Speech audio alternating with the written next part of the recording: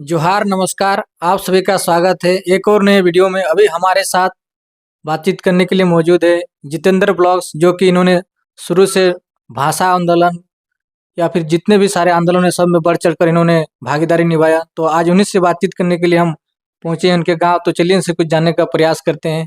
सबसे पहले आपको जोहार करते हैं। आपका भी जोहार और बाकी जो दर्शक दे रहे हैं आप सभी को जोहार साथी जोहार। ये टैगलाइन है इसलिए कह दिए। तो आपका शुरू से आप आंदोलन में जुड़े, आपका कैसा रहा आंदोलन का सफर? आज टाइगर जयराम महतो कहीं ना कहीं इस आंदोलन के जरिए आज विधायक बने, तो कैसा आपको आज महसूस लग रहा है, कैसा लग रहा है आपको? ये आंदोलन में अपने जो भूमिका होती है बढ़ चढ़ कर सब लोगों ने दिया है, अपने स्तर पे दिया है। कुछ वीडियोज के माध्यम से हो, कुछ मंच साझा करके, कुछ सड़क पर उतर के, कुछ जो वक्ता थे या जो वक्ता के पीछे साथ खड़े रहे वो लोगों ने सबने अपने स्तर पर सहयोग दिया। और बाकी जयराम महतो जी का जो बात है, आज वो विधायक बन चुके हैं तो खुशी सबको होता है, क्योंकि उन्होंने जो संघर्ष किया था, जो मेहनत किया था, आज उस मुकाम पर पहुंचे और उस चीज़ को हासिल करा। तो उसके वजह से और भी जो लोग हैं उनमें भी जो वो हिम्मत आई है कि वो भी अपने सपनों को पूरा करने को लेकर के अगर संघर्ष करेंगे तो एक उम्मीद रहेगी कि वो पूरा हो सकता है। बहुत सारे जब आंदोलन स्टार्ट शुरू से बात करें तो बहुत सारे साथियों ऐसे भी साथी थे जो आंदोलन किए हैं, लेकिन अभी तक किसी जयराम महतो के साथ नहीं है। तो आप उनको उनको लेके क्या कुछ कहना चाहेंगे? बहुत सारे साथी उनके साथ में नहीं है, तो ये दो तरह के हैं। या तो वो किन्हीं से टचअप हो चुके हैं, या कोई पार्टी हो सकता है, या किसी वजह से उनके उनसे बन नहीं रहा है किसी बातों को लेकर, वो अलग हो चुके हैं पहला। और दूसरा, बहुत सारे लोग ऐसे हैं जो आज भी उनसे जुड़े हुए हैं, वो आपको दिख नहीं रहा है, लेकिन वो एक्चुअल में आज भी उनसे जुड़े हुए हैं, लेकिन वो अपने पर्सनल लाइफ हो या पर्सनल कुछ जॉब पर्पज से हो सकता है, या और भी कई कारणों से वो दूर हैं, लेकिन आज भी वो सैद्धांतिक रूप में उनसे जुड़े हुए हैं। और जो लोग उनसे वैचारिक जो उनको पसंद नहीं आ रहा है, तो हो सकता है वो अब जैसे देखिए पहले पसंद आ रहा होगा इसलिए साथ में थे, अब पसंद नहीं आ रहा है तो नहीं है। तो जयराम महतो जी इस प्रकार से अभी काम कर रहे हैं एकदम जैसे नायक फिल्म के जैसे अनिल कपूर जी कैसे कर रहे थे, अभी सोशल मीडिया वैसे ही चर्चा हो रहे हैं। तो कुछ लोगों का समर्थन में सोशल मीडिया में बातचीत आ रहा है। हो सकता है कल के डेट में वो लोग भी फिर साथ में आ जाएं, क्योंकि कुछ बातों को लेकर के तो जरूर अलग हुए होंगे।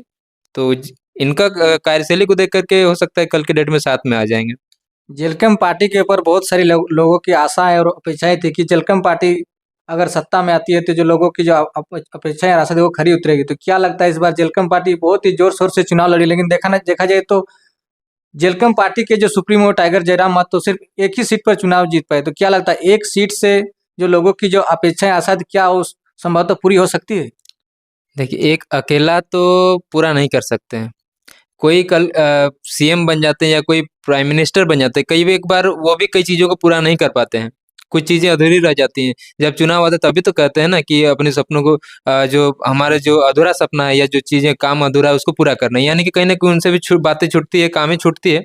तो अकेला विधायक अपने क्षेत्र में बेहतर कर सकते हैं। लेकिन जहाँ तक बात है पूरे राज्य का, तो वो संभव नहीं है। लेकिन चाहेंगे तो बहुत कुछ कर सकते हैं। जितना अगर एफर्ट लगाएँगे तो काफ़ी कुछ कर सकते हैं। और जहाँ तक बात है जनता का जो भरोसा उम्मीद जताया है, वो जिस प्रकार से काम करेंगे, लोगों को ये तो समझ में आ जाएगी जयराम महतो जो कह रहे थे वो कर रहे हैं आज भी, लेकिन सब चीज़ पूरा नहीं हो पाएगा। उसके लिए मेजॉरिटी में होना ज़रूरी है। संसद विधानसभा में वो अपनी बातें ज़रूर रख रहे हैं, लेकिन सब चीज़ पूरा होगा ये कोई ज़रूरी नहीं है। जिनका सत्ता है ज़्यादातर उन्हीं की चीज़ें जो बात जो मान ली जाती है। आप जयराम महतो के साथ शुरू से रहे और आज भी जयराम महतो के साथ हैं। जयराम महतो विधायक बनने जो पहले थे और अभी विधायक बनने के बाद अभी क्या कुछ उनमें से कुछ चेंज हुआ है?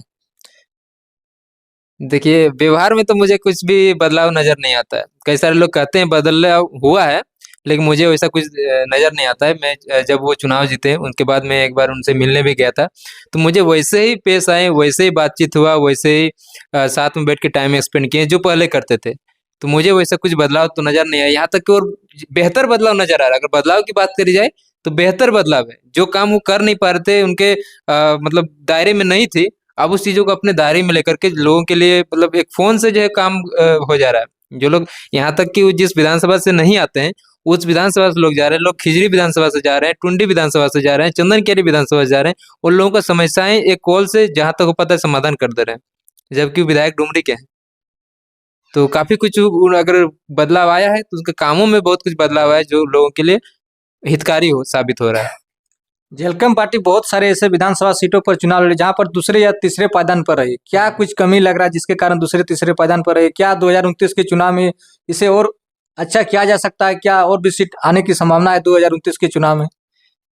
देखिए 29 के चुनाव में अभी 5 साल अभी बाकी है, पूरा पूरा कार्यकाल है। अब 5 सालों के दौरान जयराम महतो ने जो आंदोलन किया या जो संघर्ष किया उसके बदौलत 2024 का रिजल्ट रहा। लेकिन अब आने वाला 29 में क्या रिजल्ट रहेगा ये सिर्फ जयराम महतो डिसाइड नहीं कर सकते। जयराम महतो के जो प्रत्याशी रहे हैं अब वो लोग 5 साल तक अपना क्या भूमिका निभाते हैं मैदान में, वो लोग टिके रहते हैं या नहीं रहते हैं या वापस से 5 साल बाद एक्टिव होंगे, ये उनके ऊपर डिपेंड करता है। लेकिन जयराम महतो जिस प्रकार से काम कर रहे हैं उनके बदौलत पार्टी का स्तर तो ऊंचा हो रहा है, तो काफी कुछ अच्छा बेहतर रिजल्ट हो सकता है 29 में। हाल फिलहाल जैसे सीजीएल का रिजल्ट जारी हुआ, जब से रिजल्ट जारी हुआ छात्र कहीं ना कहीं रोड पर दिखाई दे रहे हैं, कहीं ना कहीं से खुश नजर नहीं आ रहे, जिसके लिए देख कभी हजारीबाग में आंदोलन हुआ, गुमला में हुआ। तो इस सीजीएल के मामले में आप क्या कुछ कहना चाहते हैं? क्या सरकार को अभ्यर्थियों के बीच आके मतलब समस्या का समाधान करना चाहिए? देखिए अगर आप कुछ चीज रिजल्ट जारी कर रहे हैं और बच्चे अगर जो उसको एक्सेप्ट कर रहे हैं और एक्सेप्ट नहीं कर रहे हैं, तो जब आपने रिजल्ट दे दिया है अगर बच्चे एक्सेप्ट नहीं कर रहे यानी कि उनको संतुष्टि नहीं मिल पाई है। अब उनको संतुष्टि कैसे दूर करी जाए, ये जिनके हाथों में चीज है उनको जो सत्ता में बैठे हैं उनको समझना होगा। आखिर रिजल्ट जारी किया तो लोग आखिर क्या लग रहा है इसमें क्या लग रहा है इसमें धांधली? आपको लग रहा है कि इसमें कोई धांधली हुआ है? देखिए आए दिन कई सारे एग्जाम में ऐसी चीजें देखने को मिलती है। और अगर यदि इस सीजीएल की बात करी जाए तो आप जो छात्र हैं जो आंदोलन आज भी अगर कर रहे हैं, पहले भी कर रहे थे, आज भी कर रहे हैं, तो आप उनको संतुष्ट कर दीजिए ना। जो चीज उनसे आप उनके सामने आइए, मिलिए उनसे, उनकी राय जानिए। मेन बात तो यही समस्या है ना कि जो छात्र आंदोलन करते हैं जो संतुष्ट नहीं, उनकी समस्याएं लोग सुन नहीं रहे हैं, समाधान कैसे होगा?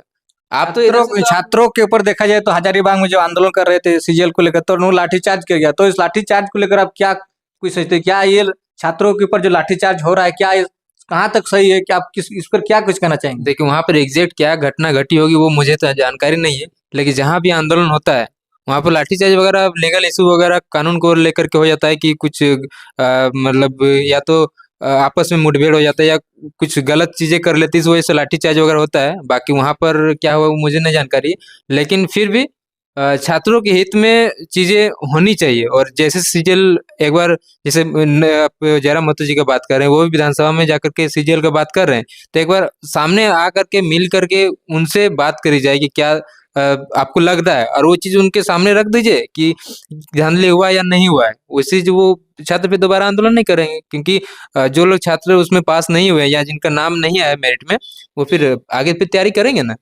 और एग्जाम तो सबसे पहले तो रेगुलर एग्जाम होना चाहिए।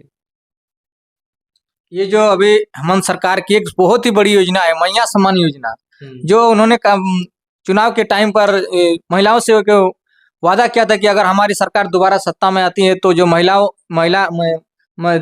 सम्मान योजना के तहत तो जो 1000 रुपया दिया जाए उसमें 2500 करके मतलब 2500 करके दिया जाएगा।